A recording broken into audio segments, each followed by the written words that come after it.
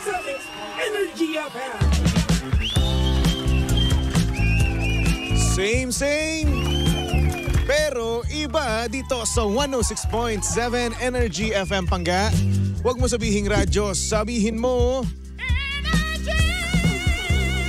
Good morning Luzon, Visayas at Mindanao Metro and Mega Manila. At syempre good morning din sa napakaganda, napaka-sexy, ang babaeng hahalamanin.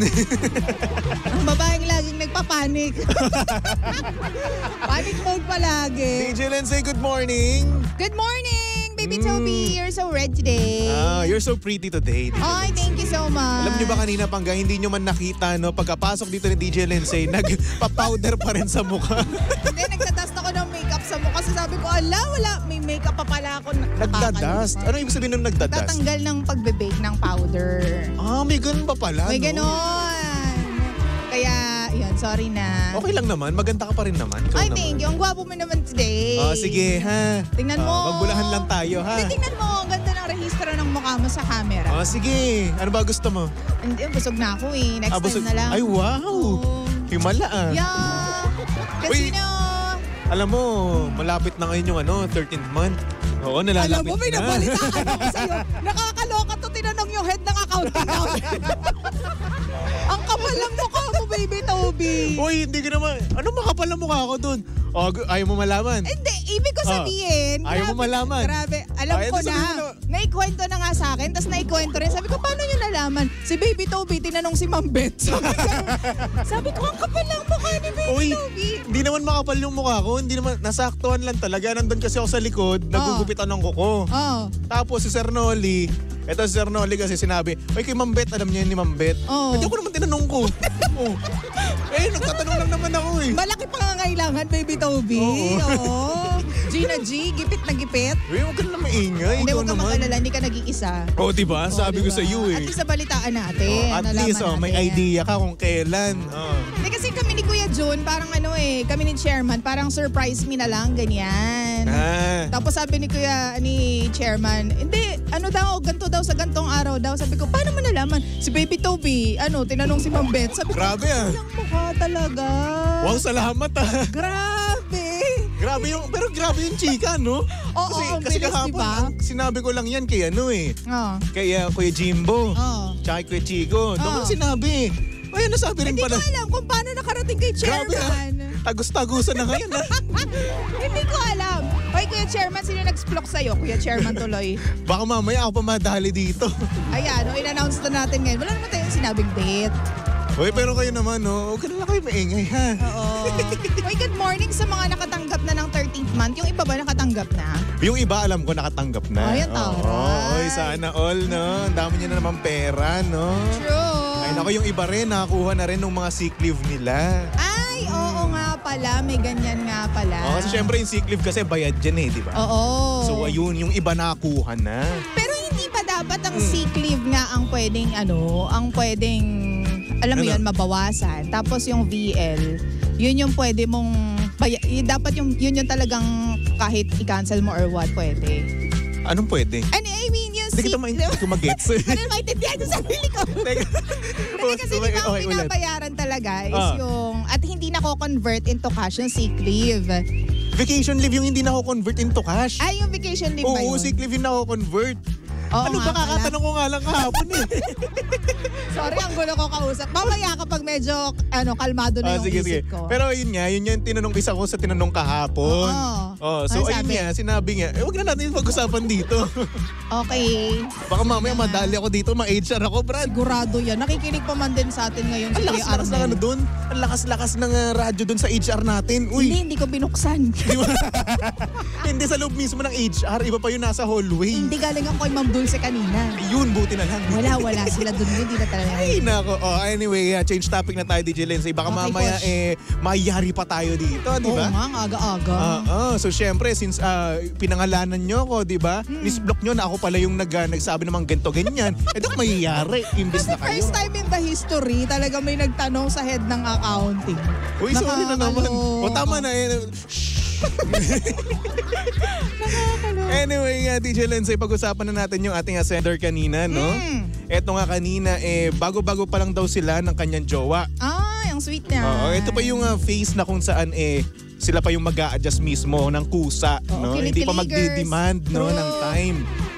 So ngayon, etong si sender, tinatanong kung paano ba magmahal ng isang gamer. Paano magmahal ng isang gamer? So ikaw ganito. Since bago pa lang kayo, kunwari bago kayo ni Kuya Romel. Tapos Kuya Romel, gamer din naman yan, di ba? Oo, totoo. So ngayon, paano mo siya kikilalanin? Paano mo siya mamahalin? Mahirap kasi talaga. Alam mo, kapag full-blown na gamer, as in 100%, o siguro hindi naman 100, mga 90% na gamer, hirap akong pumasok sa mundo nun ng mga ganun. Talaga? Kasi parang meron silang sariling nakalock na mundo. Actually, parang ang hirap nilang mag-entertain ng iba kung hindi gamer din lang. Kasi si Romel naman kahit pa paano, Baby Tobes, mga 50 or 60%, hindi, 50% naman na gamer lang siya. Hindi siya yung talagang, di ba may mga ganun na gamer na hindi na tumatayo sa mga... Oo, meron talagang ganun. Ganyan. Para sa akin, mahirap kasi makipagjowa sa ganun eh. Ikaw pa, bilang gamer talaga. So ganito naman, no? Sa akin naman kasi, akala nyo lang yun na hirap kaming makipag-usap. Hindi. Talaga ba? Oo, kapag kami komportable sa isang tao, makakausap ka namin talaga ng parang normal lang, di ba? Kahit na sabihin natin magkaiba tayo ng gusto. Ako yung gamer, ikaw yung hindi. Di ba? Okay lang naman sa amin yun. Wala naman kaso sa amin yun eh. Kasi syempre, tao rin naman kami. Kayo no? Hindi, siguro ang sinasabi kong gamer, Baby Tobes, yung tipong yun yung career nila. Wala naman. Normal din naman talaga. Ano nga ba akala nyo sa amin? Alien? Hindi, kasi syempre mas nagkiklik kayong dalawa kapag pareho kayo ng gusto sa buhay. Pero ganito lang yan eh. Meron kasing mga tao na opposites attract, di ba? Meron mga tao na iba ng sarili mo, yun yung hinahanap mo. Yung iba ng sarili mo. Kasi syempre, baka kasi mamaya yun yung pag-awayan yung dalawa eh. Kasi diba? Kapag parehas kayo, pag sobrang parehas kayo. Actually din. Pero naniniwala din ako, Baby Tobes, na opposites attract in the first part of the relationship only. In the beginning only. Okay, Tapos after a while, kapag lumabas na yung tunay na kulay nilang dalawa, wala na. Sa bagay, totoo ka dyan, no? Diba? May tama ka nga dyan. Kasi nga naman sa una, di ba? Dyan nga yung mga kilig-kilig pa eh. Oo. Parang okay lang yun lahat eh. Effort. Oo, effort. Mag-a-adjust pa. Pero syempre, pagdating ng panahon, no, sabihin nila, uy, ba't lagi nang naglalaro dyan? Lumabas naman tayo, di ba? Diba? May mga ganong tao nga naman talaga. At syempre, meron din naman na workout nila yung mga ganong bagay. At kaya naman gusto nila yung opposite mismo nila, di ba? Pero meron din nga naman na ang hinahanap nila is yung katulad nila. Yun nga. Kung hindi man yung katulad nila, yung mga sabihin natin mga 30% lang na katulad nila. Basta kaya mag-adjust. Yes. Oo, diba? Tsaka syempre naman, hindi lang naman puro gaming yung dapat yung mutual na gusto nyo di ba? Meron din namang movies, di ba? Pwede namang, like for example, mahilig kayo pareha sa Avengers, kahit hindi ka gamer, okay lang naman yun, di ba? Meron kayong mapag-uusapan, kahit pa paano. At syempre, for sure naman, hindi lang naman isang bagay ang dapat yung maging mutual, di ba? Syempre, kahit na sabihin natin, hindi naman gamer yung isa eh. Di ba? Meron din naman talaga siyang katangian na hindi mo na rin naman trip, di ba? Hindi mo ginagawa, di ba? Yun lang naman yung nasaktuhan lang talaga na nakakilala ka at napunta ka sa isang gamer na lalaki. So ang tanong dyan, at paano masasagutin bilang ikaw gamer ka, ano ba yung mga bagay na gustong nararamdaman? Ano ba yung mga literal na likes and dislikes ng mga gamer na tulad mo? Paano ba tatagal ang isang babae sa isang relationship with a gamer?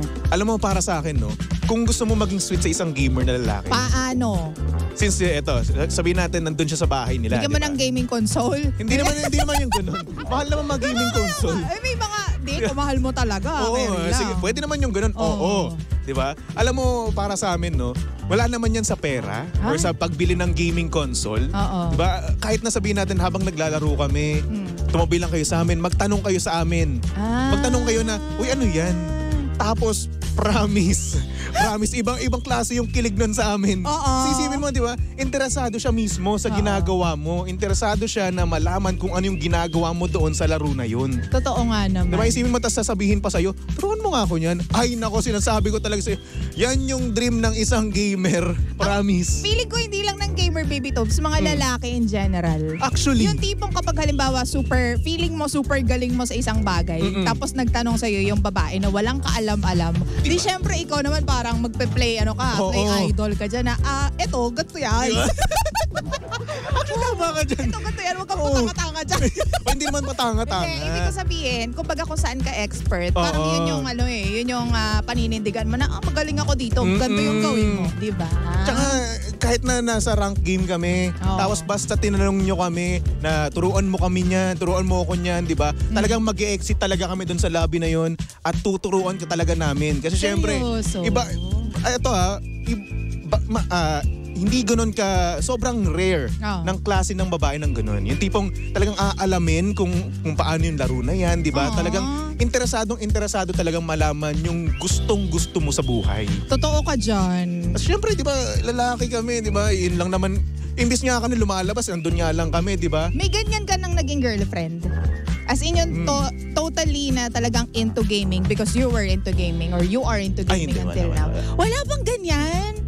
As in na talaga nagkuting, well, siguro kasi wala pa nakakarating dun sa pad mo. Wala pa sa place mo, kaya gano'n. Meron naman. Oo. Pero, hindi siya, kalamitan kasi against sa gaming eh. Bakit naman? Grabe naman na against the kasi gaming. Para kasi ang nangyayari kasi, since yun nga naging out namin nga, nagiging out nga ng mga lalaki, yung gaming nga, di ba? So, nagko-consume ng time yun. And yung time na yun, parang nagsiselos na sila. Feeling ko, kailangan lang natin mga babae sa mga hindi po, hindi approve sa gaming. Kailangan lang natin humanap ng sarili nating outlet. Kasi diba, sabi nga nila, well, ako naniniwala ako na happy spouse, happy house. So, hindi lang babae dapat ang happy. Dapat yung mga lalaki din happy sa buhay. Diba? So, kung nag-i-enjoy siya ng naglalaro, di hanap ka rin ang siguro sa first part lang talaga, baby Tobs, ng relationship, talagang clingy pa yung babae niyan. Yes. Diba? Kasi ganun yung pinaramdam niya sa amin at first na para anytime na kailangan namin ng paglalambing, nandyan kayo, clingy kayo, lagi tayo nagkakadal, pero habang tumatagal, diba, bumabalik kayo sa sarili ninyong lungga. Actually, diba? Ito honestly, hindi naman sa pagiging negative, ito kasi parang nasanay na kami sa na nandyan palagi kayo. Kaya naman kaming mga lalaki bumabalik kami doon sa lungga na yun. Diba? Hindi naman sa kadahilanan nakakalimutan namin kayo, no. Hindi naman sa ganun, 'di ba?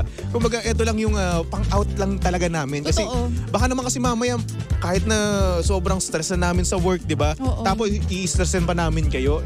We're in alam namin na stress din naman kayo sa trabaho nyo. Since kami ayaw namin ma-stress din naman kayo, 'di ba? So doon na lang namin nilalabas, di ba? Oo, totoo. Sa paglalaro namin. Tsaka baby Tobs, mo yung lalaki na sobrang yun nga, sabi mo nga outlet nila yan, na kapag tinanggal mo yung gaming, sobrang mababaliw na sila. Oo, kasi may mga ganun. Iba, siguro sasabihin ng OA naman mababaliw, pero meron po talagang ganun. Tama. Iba-iba kasi yan ng ng outlet di ba? Iba-iba yan ng trip. So kung yun yung trip niya, irespeto mo yun. Yun yung pinaka-importante. Alam mo nitong nung lumipat ako dito sa Energy FM, nawalan ako ng PC noon. As in wala talaga. Okay. Hindi ako nakakapaglaro miski isang beses maglaro. Isang game lang? Oo, wala. Sa cellphone? Umay na kasi ako sa ML. Okay. Alam mo yun? Ayaw ng Mobile Legends Kasi yun, ang nangyari kasi nun, di pa ako nakakabili ng laptop or ng PC. Dapat magbubuo ako ng PC Okay. Hindi nga natuloy kasi nga yung yung pangbibili ko na lang ng PC, pinambayad ko na dito sa apartment ko. Sa apartment, Tapos syempre may mga advance yan So yun, yung dapat na ipangbibili ko ng PC ko, ginastos ko muna dito. So, hinold ko muna yung PC ko or yung laptop. Okay. Siguro within 2 months nakabili ako. Ang taray naman alam mo yung sa 2 months na yun, hirap na hirap talaga ako. As in, kating-kati na yung kamay ko na maglaro talaga ng Valorant. Kasi yun lang talaga yung yung nagkikip ng sanity mo intact. Diba? So, respeto lang. Kaya naman nung time na nakabili talaga ako, nag-install kagad talaga ako ng Valorant. Valorant mismo talaga una kong in-install. So yun, wala lang, nakakamiss lang. Kasi syempre, di ba, ito na nga lang yung magiging out mo di ba, mawawala pa. Di ba? At minsan, nagiging sagabal pa sa inyo, di ba? Dahil iniisip ng iba na sagabal lang naman yung laro sa sa relasyon nyo. Depende. Minsan kasi nasusulsulan yun depende. Nasusulsulan ng mga tao yan sa nakapaligid sa jowa mo. Sabihin lang, wala na nga time sa'yo yan kasi laro na ng laro. naisip mo ba kung bakit naglalaro? Oo. Diba? Naisip mo ba kung bakit niya ginagawa yung ganong bagay? At saka Baby Tom, siguro naman sa mga lalaking gamers, kapag naman may hiniling sa inyo yung jowa ninyo, ibigay nyo naman. Hindi naman yung tipong the whole time na nandun yung jowa mo, whole time ka rin naglalaro. Ay, hindi naman ganun. Thinking na okay lang yan kasi alam niya naman na ito yung outlet ko. Hindi ganun. Kasi kami ni Romel, kapag sinabi ko na halika bili tayo ng ganito, ibababa niya yung ano niya, yung pag-games niya, ibababa niya, i-hold niya, tapos sige tara na. Ganyan. So, alam mo yun, give and take lang talaga. Yes. Ganun naman talaga dapat. Kasi syempre iniintindi nila tayo eh. True. Tayong mga lalaki, iniintindi tayo ng mga jowa nating babae na naglalaro tayo. Yun nga yung outlet natin, di ba? True. Kaya naman tayo, intindihin din natin sila na mayroon din silang pangangailangan. True. Di ba? At syempre, suklian natin yung pagmamahal na binibigay sa atin, di ba? Di ba? Yung iba nga, ang outlet nila pag-iinom eh. Di ba? Isipin Diba? mo, yung jowa mo naglalaro lang. Oo. So iba-iba andun sa yan ang bahay. trip talaga, Baby Toms. Yun. Oo, kaya naman Panggano, kung ikaw ay gamer at may nasaktuhan na may jowa ka na talagang super supportive sa iyong paglalaro, no? Ay congratulations. Congrats! At syempre sa mga wala namang ganun, edi sige, single na lang kayo. Ay, makakahanap din sila. Makakahanap din naman kayo. Dapat lang open din tayo sa mga relasyon, no? Hindi yung puro lang tayo laro. Ha? Truly. Anyway, Pangga, susunod na ang napakaganda, napaka-sexy ang babaeng halaman. Talaga. DJ Lindsay para sa programang Lihim ng Liham. And of course, nakakasama mo at nakalandian ang hot baby boy ng radyo. Walang iba kundi si Baby Toby. At si Baby Toby ay pwede mong stock sa lahat ng kanyang social media accounts. Hanapin nyo lang Baby Toby 1067. Alright? Pangga, magbalik tugtugon muna tayo. Tumutok lang dito sa number 106.7 Energy FM. Pangga, huwag mo sabihing radyo, sabihin mo Energy! I've been